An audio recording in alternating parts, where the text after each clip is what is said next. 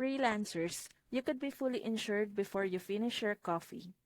A lot of freelancers put off getting business insurance because they think it's a slow, complicated process. But with Next Insurance, you can get it done before your coffee gets cold. You start by answering a few quick questions about your work. Next Insurance instantly recommends the coverage types you might need: general liability, professional liability, or property coverage. You review your options, set your limits, and purchase online, all in under 10 minutes.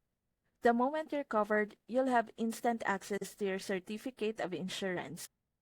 That means you can send proof of coverage to clients right away, which can even help you win new contracts.